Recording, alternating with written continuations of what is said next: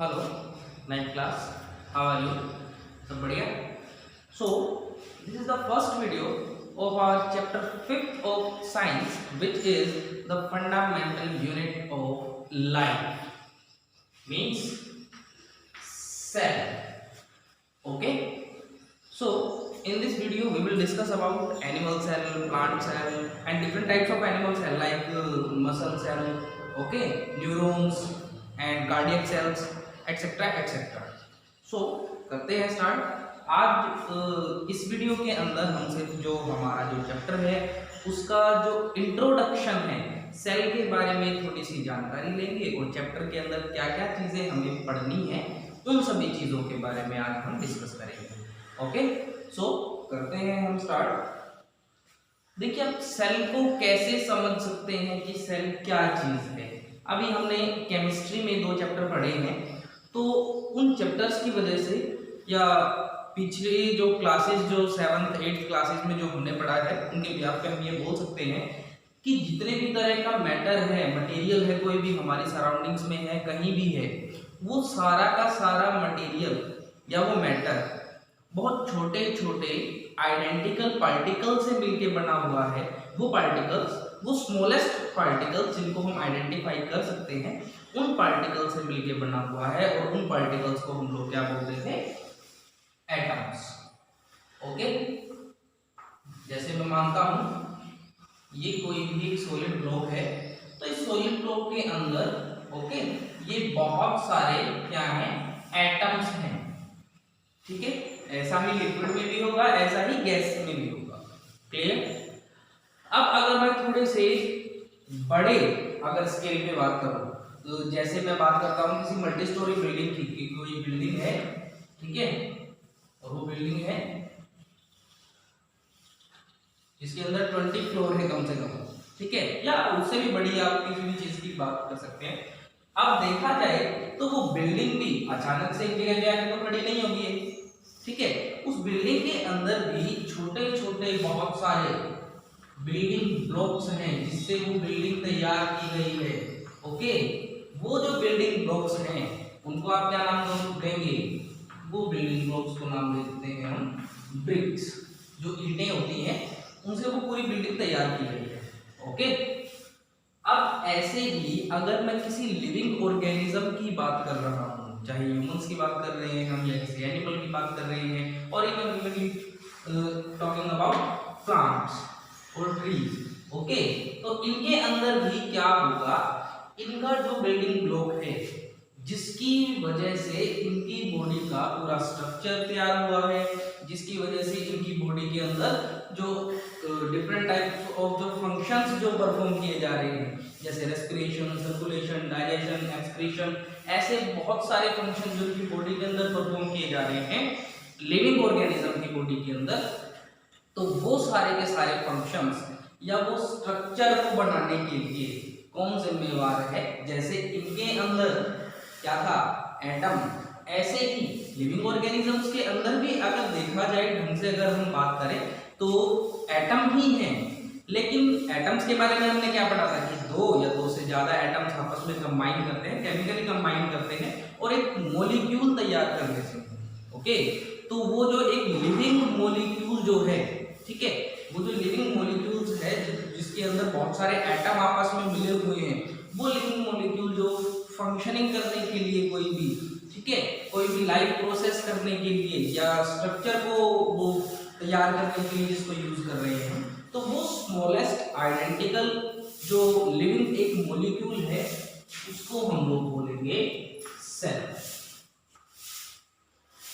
ठीक है, तो सेल क्लियर हो गया, सेल क्या चीज है। अब देखिए, जो आपका चैप्टर है उस चैप्टर का नाम ही ये है, the fundamental unit of life. तो फंडामेंटल यूनिट है तो उसके बारे में जो हमारा जो फर्स्ट क्वेश्चन जो आता है वो यही आता है कि why is cell known as the structural and functional unit of life. कि जो सेल है वो किस तरीके से या क्यों उसको जो हमारी जो लाइफ है या जो हम जो लिविंग ऑर्गेनिजम्स हैं, हमारा स्ट्रक्चरल और फंक्शनल यूनिट उसको बोला जाता है, ऐसा क्यों बोला जाता है? तो देखिए, जैसे अभी हमने बात की कि कोई भी स्ट्रक्चर है किसी भी लिविंग ऑर्गेनिज्म का, ओके, किसी भी लिविंग ऑर्गेनिज्म का, तो वो स्ट्रक्चर किस चीज से तैयार हुआ है? सेल्स से तैयार हुआ है, ठीक है। वो जो सेल है वो आपस में एक दूसरे के साथ कंबाइन करते हैं और पूरा एक स्ट्रक्चर तैयार कर देते हैं, ओके, इसीलिए उसको स्ट्रक्चरल यूनिट बोला जाता है। अब फंक्शनल यूनिट क्यों बोला जाता है? जैसे अगर मैं बात करूं, जैसे मैं मूवमेंट कर रहा हूं अभी, ठीक है, ये जो हाथ पैर जो हिला रहा हूं, तो वो किसकी वजह से है? जो मेरे मसल्स हैं बॉडी के अंदर, उसकी वजह से मैं मूवमेंट कर रहा हूं, ठीक है। मसल्स जुड़े हुए हैं बोन्स के साथ, और भी बहुत सारे बॉडी पार्ट्स आपस में ऐसे ही जुड़े हुए हैं। अब मैं रेस्पायर कर रहा हूँ, सांस भी ले रहा हूँ, तो इसकी वजह से है वो जो मेरा रेस्पिरेटरी सिस्टम है, जिसके अंदर लंग्स, ट्रैकिया और भी बहुत सारी नेशनल कैविटी, पता नहीं क्या क्या चीज़ें उसके अंदर हम उसके अंदर काउंट करते हैं, तो वो सारी चीज़ें क्या हैं? वो डिफरेंट टाइप ऑफ सेल्स से मिलके बनी हुई है, ठीक है। पहले मेरे पास था सेल, सेल से बन गया टिश्यू, टिश्यू से बनते हैं फिर हमारे पास जाके ऑर्गन्स, ऑर्गन्स से बनते हैं पार्ट्स, और फिर पूरी बन जाती है बॉडी हमारी, ठीक है। तो बहुत सारे सेल्स ने एक साथ आपस में आके कंबाइन किया, वहां पे टिश्यू तैयार हो गया, ठीक है। टिश्यू के बाद अगर हम वैसे बात करें अगर, तो टिश्यूज का भी एक क्लस्टर तैयार होता है जिसको टिश्यू सिस्टम बोला जाएगा, ठीक है। उसके बाद जाके एक ऑर्गन तैयार होगा, फिर वो ऑर्गन आपस में जाएंगे, बहुत सारे ऑर्गन्स आपस में मिलेंगे। जैसे मैंने डाइजेस्टिव सिस्टम में पढ़ाया था, तो उसके अंदर stomach, small intestine, large intestine, liver, pancreas और भी बहुत सारे जो ऑर्गन्स थे आपस में कनेक्ट हुए और उन्होंने एक क्या तैयार किया? ऑर्गन सिस्टम, ठीक है। ऑर्गन सिस्टम के बाद बॉडी पार्ट, और बहुत सारे बॉडी पार्ट जैसे हाथ पैर, ठीक है, गर्दन, ऐसी सारी चीजों को मिला के हमारा जो पूरा जो बॉडी है वो तैयार होता है। तो सेल क्या है? बेसिक स्ट्रक्चरल यूनिट है, ठीक है। अब ये जो फंक्शनिंग है, जो रेस्पिरेशन की बात जैसे मैंने बात की, ठीक है, या मूवमेंट की बात की, मसल्स की बात की, तो मसल फाइबर मतलब जो मसल सेल है, ठीक है, वो हमारी मूवमेंट के लिए जिम्मेदार है, तो वो functional unit, as a functional unit भी काम करते हैं, ओके। तो सेल के बारे में क्लियर है, सेल क्या चीज होती है, ठीक है। अब हम बात करते हैं सेल के स्ट्रक्चर, सेल का स्ट्रक्चर होता कैसे है, ठीक है। उससे भी पहले हम ये बात करेंगे कि सेल का स्ट्रक्चर पता किसने लगाया कि ऐसी कोई चीज होती है जिसको सेल बोलते हैं, ठीक है। तो 1865 में एक साइंटिस्ट थे, उनका नाम था रॉबर्ट हुक,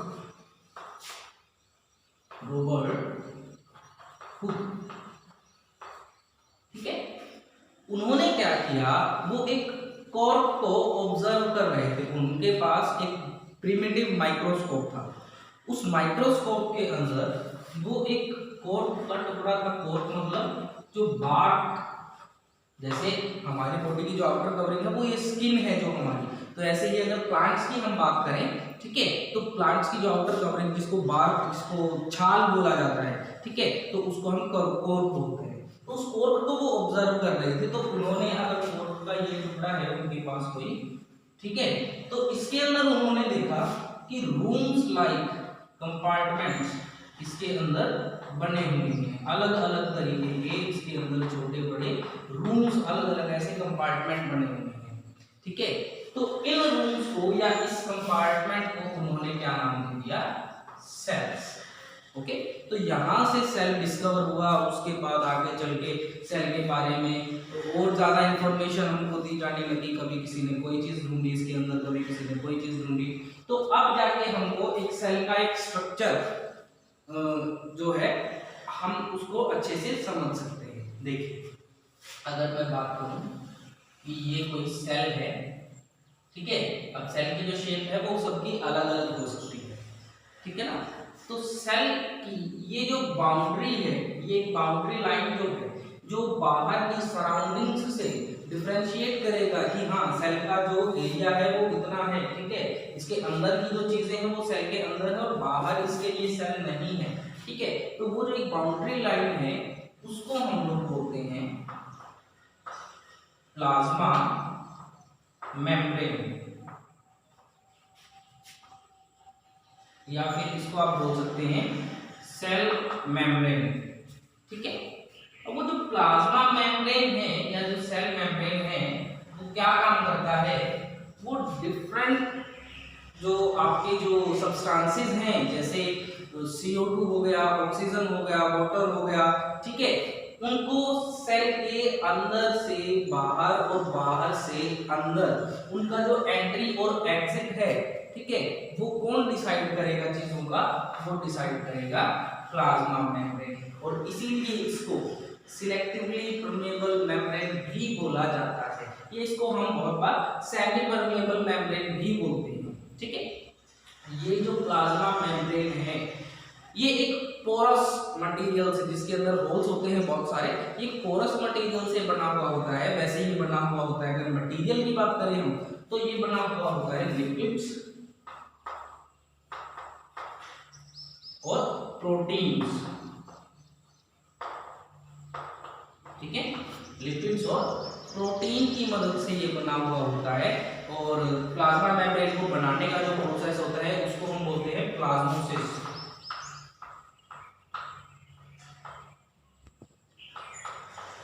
ठीक है, अब देखिए ये सिलेक्टिवली परमेबल मेम्ब्रेन जो हमारी प्लाज्मा मेम्ब्रेन है उसके बारे में आप लोग जान चुके हैं। अब इसके बहुत सारे और फंक्शन हैं जो हम आगे पढ़ते रहेंगे। ठीक है, अभी हम इसके जो बॉडी पार्ट्स हैं सेल के, जो इसके अलग अलग जो ऑर्गन्स, जैसे हमारी बॉडी में ऑर्गन्स हैं ऐसे ही सेल के अंदर भी ऑर्गन्स होते हैं, उनको हम बोलते हैं ऑर्गेनल्स। ओके, तो अब देखिए ये जो बाहर एक जो बाउंड्री लाइन है इसके अंदर का ये जो सारा का सारा सेल है वो सारा का सारा एक फ्लूइड जैसी चीज से भरा हुआ है। और उस फ्लूइड को हम लोग क्या बोलेंगे, प्रोटोप्लाज्म। उस पूरे फ्लूइड को हम लोग क्या बोलेंगे, प्रोटोप्लाज्म। अब जैसे एटम के बारे में आपने पढ़ा था कि एटम के अंदर एक न्यूक्लियस होता है। ठीक है, ऐसा ही सेम एक न्यूक्लियस सेल के अंदर भी होता है।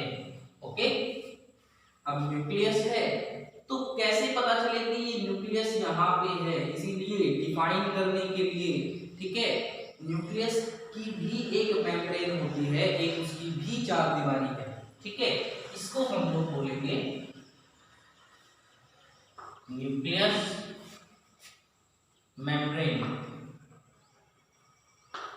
ओके, ठीक है, ये न्यूक्लियस मेम्ब्रेन भी न्यूक्लियस के अंदर से सेल के बाकी हिस्से तक जो सब्सटेंसेस का जो एंट्री और एग्जिट है वो क्या कर सकती है, कंट्रोल कर सकती है। और भी सेल की जो बहुत सारी जो और फंक्शनिंग है जिसके बारे में हम आगे पढ़ेंगे, वो फंक्शनिंग भी कौन कंट्रोल करता है, ये जो सेंट्रल में जो बैठा है, सेंटर में जो डिवाइस की तरह काम कर रहा है जो न्यूक्लियस है वो कंट्रोल कर सकता है। ओके, अब देखिए प्रोटोप्लाज्म था हमारे पास, ये सारा का सारा फ्लूइड। अब ये न्यूक्लियस मेम्ब्रेन आने की वजह से फ्लूइड जो है हमारा दो हिस्सों में डिवाइड हो गया है। कैसे, एक तो न्यूक्लियस के अंदर और एक न्यूक्लियस के बाहर।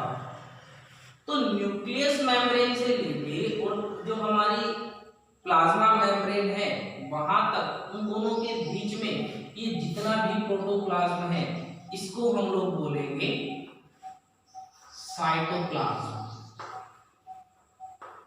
ओके, साइटो मीन्स सेल और प्लाज्म मीन्स ये प्लाज्मा से बना है। प्लाज्मा, प्लाज्मा कहाँ यूज करते हैं, जहां भी कोई फ्लूइड के बारे में अगर हमें बताना हो तो प्लाज्मा वहां पे यूज करते हैं। जैसे ब्लड जो हमारा एक टिश्यू है, तो ब्लड के अंदर जो लिक्विड जो पार्ट होता है, जो फ्लूइड जो पार्ट होता है वो हमारा क्या है, वो प्लाज्मा ही बोला जाता है। ठीक है, तो साइटोप्लाज्म। उसके बाद जो बचा हुआ न्यूक्लियस के जो अंदर है उसको हम बोलते हैं न्यूक्लियोप्लाज्म। ओके, ठीक है, अब और भी बहुत सारे हमारे पास सेल ऑर्गेनल्स हैं, जैसे माइटोकॉन्ड्रिया है। ठीक है, उसके साथ साथ हमारे पास अगर मैं न्यूक्लियस की बात करूं तो न्यूक्लियस के अंदर हमारा क्या होता है, जो क्रोमेटिन मटेरियल है ठीक है। जो क्रोमेटिन मटेरियल है वो सारा का सारा क्रोमेटिन मटेरियल कहाँ स्टोर है, न्यूक्लियस के अंदर स्टोर है, ठीक है। वो कब काम आएगा, वो खुद को क्रोमोसोम में कन्वर्ट कर लेगा, वो जो क्रोमेटिन मटेरियल है खुद को क्रोमोसोम्स में कन्वर्ट कर लेगा, लेकिन किस टाइप में, जब सेल डिवीजन हो रहा होगा तब, जब ये सेल दो सेल के अंदर डिवाइड हो रहा होगा तब, वो सारी चीजें हम बाद में पढ़ेंगे, ठीक है। आज हम सिर्फ प्लाज्मा मेम्ब्रेन जो हमारा है उसको खत्म कर लेते हैं। तो ये जो प्लाज्मा मेम्ब्रेन था हमारे पास, ठीक है, मैंने आपको बताया कि चीजों का एंट्री और एग्जिट यही डिसाइड करता है कि कौन चीज अंदर जाएगी कौन चीज बाहर जाएगी। तो देखिए सेल के अंदर मेनली तीन चीजें अंदर और बाहर जाती हैं, जिसके अंदर पहला CO2, ऑक्सीजन और वाटर, यही। अब अगर मैं CO2 या ऑक्सीजन की बात करूं, ठीक है, तो ऑक्सीजन की अगर मैं बात कर रहा हूं, अगर उनका एंट्री और एग्जिट हो रहा है सेल के बाहर से अंदर या अंदर से बाहर, तो उस प्रोसेस को, गैसियस सब्सटेंसेस की एंट्री और एग्जिट को सेल की मेम्ब्रेन से अगर वो जा या आ रही हैं, तो उस प्रोसेस को हम लोग बोलेंगे डिफ्यूजन। Okay, clear.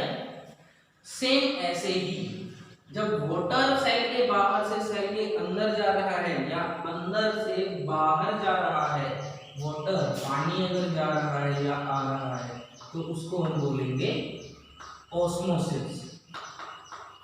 क्लियर, ठीक है। ये प्रोसेस आपको याद रखने पड़ेंगे सारे के सारे, ठीक है। अब मैंने वाटर की बात की कि वाटर बाहर या अंदर जा रहा है, तो कैसे वो वाटर बाहर या अंदर जा सकता है, उसके लिए हम क्या करते हैं, एक सेल यहीं पे एक और सेल बना लेते हैं, ठीक है। अब ये देखिए सेल के चारों तरफ का ये जो मीडियम है, ठीक है, अगर इस मीडियम में वाटर की कंसंट्रेशन ज्यादा हो जाए, ज्यादा कहां से, सेल के अंदर वाटर का जितना कंसंट्रेशन है वहां से, तो यहाँ पे हाईली कंसंट्रेटेड एरिया हो जाए वाटर से, और यहाँ पे कंसंट्रेशन जो है वो लो कंसंट्रेशन है सेल के अंदर, ठीक है। तो पानी क्या होगा, सेल के बाहर से, क्योंकि यहाँ पे कंसंट्रेशन हाई है, बाहर से सेल के अंदर जाना शुरू हो जाएगा, ठीक है, समझ रहे हो। The water goes from the high concentration to the low concentration region। अब देखिए ऐसा क्यों होता है, ये पोरस मटेरियल है, देखा जाए तो इसके अंदर बहुत सारे होल्स हैं। होता क्या है, पानी उसी टाइम पे अंदर भी जा रहा है और उसी टाइम पे, क्योंकि अंदर भी थोड़ा बहुत पानी तो है, बाहर भी आ रहा है, लेकिन बाहर हाई कंसंट्रेशन है, तो जितना पानी अंदर जा रहा है, ओके, ध्यान से सुनना, जितना पानी अंदर जा रहा है पानी उतना बाहर नहीं आ पा रहा है। क्लियर। तो एक तो हमारे पास यही केस हो जाता है। इस केस के अंदर बाहर का जो हाई कंसंट्रेशन है, मतलब बाहर जो डाइल्यूशन है वो ज्यादा है, तो इसकी वजह से यहाँ पे जो हमारे पास जो सॉल्यूशन तैयार होगा, जो वाटर की वजह से जो सॉल्यूशन तैयार होगा, इसको हम बोलते हैं हाइपोटोनिक सॉल्यूशन, ठीक है।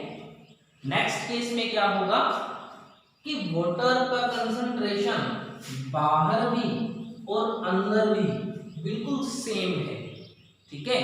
तो उस टाइम पे ऐसा नहीं है कि बाहर से अंदर पानी नहीं जाएगा, अंदर से बाहर नहीं जाएगा, बिल्कुल बाहर से पानी अंदर भी जा रहा है और अंदर से पानी बाहर भी आ रहा है, but in the same amount.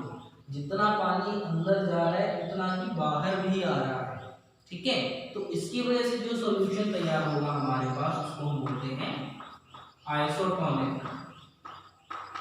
Isotonic solution, ठीक है। अब थर्ड और लास्ट केस जो हमारे पास है, उसमें क्या होगा कि अंदर वाटर का कंसंट्रेशन ज्यादा हो गया, ठीक है, अंदर वाटर का कंसंट्रेशन हो गया है ज्यादा, हाई कंसंट्रेशन, और बाहर है लो कंसंट्रेशन, ठीक है। तो अंदर से पानी बाहर आएगा हमारे पास, समझ रहे हो? अब अंदर से पानी बाहर आ रहा है तो उसकी वजह से जो सॉल्यूशन तैयार होगा उसको हम लोग बोलते हैं हाइपरटोनिक सॉल्यूशन। ठीक है, समझ गए? तो हाइपोटोनिक में क्या होगा, पानी बाहर से अंदर जा रहा है, आइसोटोनिक में दोनों बराबर ही रहेंगे और हाइपरटोनिक में अंदर से बाहर आ रहा है। ऐसा नहीं है कि हाइपरटोनिक में सिर्फ अंदर से बाहर आ रहा है, वो बाहर से भी अंदर जा रहा है, लेकिन जितने अमाउंट में अंदर से बाहर आ रहा है उससे कम अमाउंट में बाहर से अंदर जा रहा है।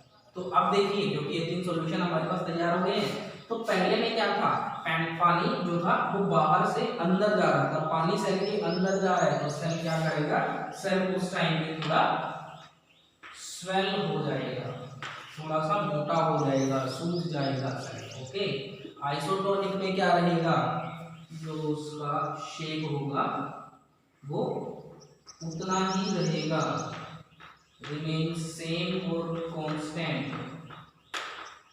ठीक है, जो सेल का जो शेप है उसके ऊपर कोई फर्क नहीं पड़ने वाला, क्योंकि जितना पानी अंदर जा रहा है उतना ही बाहर भी आ रहा है। ठीक है, थर्ड जो हमारा हाइपरटोनिक सॉल्यूशन था, जिसकी वजह से सेल के अंदर से ज्यादा पानी बाहर आ रहा था एज कंपेयर टू जितना अंदर जा रहा था। ठीक है, तो उसकी वजह से जो सेल का जो साइज होगा वो सेल थोड़ा सा श्रिंक हो जाएगा, थोड़ा सा सिकुड़ जाएगा, वो सिमट जाएगा थोड़ा सा। ठीक है, क्लियर है? ये जो हमने बात की है अभी सेल मेम्ब्रेन के बारे में, सेल मेम्ब्रेन के अंदर से बाहर और बाहर से अंदर जो चीजों का जो आवागमन जो है, ठीक है, उसके बारे में जो हमने बातें की हैं, ये बातें थी सिर्फ एनिमल सेल और प्लांट सेल दोनों के। ठीक है, अब अगर मैं सिर्फ प्लांट सेल की अगर बात करता हूं, तो प्लांट सेल में एक एडिशनल फीचर क्या है, इस प्लाज्मा मेम्ब्रेन, इस सिलेक्टिवली परमेबल मेम्ब्रेन के अलावा सेल मेम्ब्रेन के बाहर एक रिजिड एक और बाउंड्री है, उसके आउटर एक और कवरिंग है, जिसको कि हम लोग क्या बोलते हैं, जिसको हम बोलते हैं सेल वॉल। ओके, ये जो प्लाज्मा मेम्ब्रेन है ये उससे एक रिजिड कवरिंग है, ये स्ट्रक्चर को रिजिडिटी, उसको स्ट्रेंथ देने के लिए ये बनी हुई होती है। ये सिर्फ प्लांट सेल के अंदर होती है, एनिमल सेल में सेल वॉल नहीं होती। ओके, इसका फंक्शनिंग पता चल गया, सेल को स्ट्रक्चर और उसको रिजिडिटी, उसको स्ट्रेंथ देने के लिए। ठीक है, अब वो बनी हुई होती है सेल्यूलोज, सेल्यूलोज से बनी होती है, which is a complex substance. ठीक है, सेल्यूलोज के बारे में आपने 7th क्लास में पहले पढ़ा था कि सेल्यूलोज क्या था, जो ग्रासेस के अंदर या प्लांट्स के अंदर एक ऐसी चीज है, एक ऐसे तरीके का एक कार्बोहाइड्रेट जिसको आप बोल सकते हैं कि वो जिसको ह्यूमंस डाइजेस्ट नहीं कर पाते। क्यों? क्योंकि जो सेल्यूलोज है उसको डाइजेस्ट करने के लिए र्यूमेन नाम का एक ऑर्गन है जो रूमिनेंट्स के अंदर ही लगा होता है। जैसे हमारे जो कैटल्स हैं, काउस हैं, बफेलोज हैं, तो उनके अंदर ये जो र्यूमेन है वो होता है, वो सेल्यूलोज के डाइजेशन के लिए, तभी वो घास खा सकते हैं। ठीक है, तो ये प्लांट सेल के अंदर ही सिर्फ जो हमारा जो सेल वॉल है वो आपको देखने को मिलेगा। अब नेक्स्ट वीडियो में हम लोग डिस्कस करेंगे जो डिफरेंट टाइप्स ऑफ जो सेल ऑर्गेनल्स हैं उनके बारे में। जैसे हम पढ़ेंगे ईआर के बारे में। ईआर हमारा होता है एंडोप्लाज्मिक रेटिकुलम। फिर इसके हम इसके जो पार्ट्स हैं वो पढ़ेंगे, RER which is rough endoplasmic reticulum और एसईआर स्मूथ एंडोप्लाज्मिक रेटिकुलम। उसके बाद हम लोग पढ़ेंगे गोल्गी अपरेटस के बारे में भी पढ़ेंगे।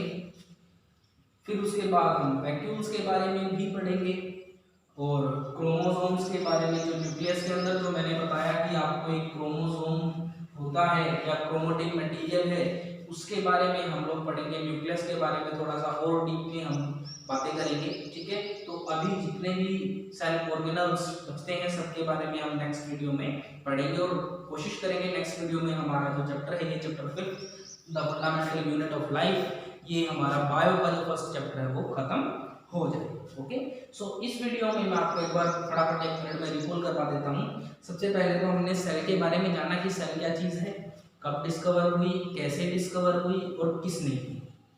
ओके, फिर उसके बाद हमने सेल का स्ट्रक्चर देखा, सेल का स्ट्रक्चर कैसा होता है। अब देखिए मैंने जैसे यहाँ पे राउंड बनाया हुआ है, एक सर्कल की तरह बनाया हुआ है, जरूरी नहीं है, अलग अलग तरीके के सेल हो सकते हैं। जैसे अगर मैं बात करूँ तो आपका मसल सेल्स लगभग ऐसा कुछ दिखाई देता है, इसीलिए उसको मसल फाइबर बोलते हैं। कार्डियक सेल होंगे वो अलग तरीके से दिखाई देंगे। ठीक है, उसके साथ साथ जो आपके जो न्यूरॉन्स होते हैं वो अलग तरीके से, वो ऐसे करके कुछ दिखाई देंगे। ठीक है, तो वो हम बाद में पढ़ेंगे उसके बारे में। ठीक है, तो अभी तो हमने सिर्फ यही पढ़ा है। उसके साथ साथ प्लाज्मा मेम्ब्रेन के बारे में हमने बात की, प्लाज्मा मेम्ब्रेन के अंदर से बाहर और बाहर से अंदर कैसे चीजें आ जा सकती हैं उसके बारे में हमने बातें की हैं। ठीक है, उससे तैयार होने वाले फिर अलग अलग सॉल्यूशंस के बारे में हमने पढ़ा है। सो आज के लिए इतना ही। ठीक है, नेक्स्ट टाइम हम मिलेंगे तो हमने बाकी सारी चीजें, इन सभी चीजों के बारे में डिस्कस करेंगे। ओके, सो आज के लिए इतना ही। Thank you guys.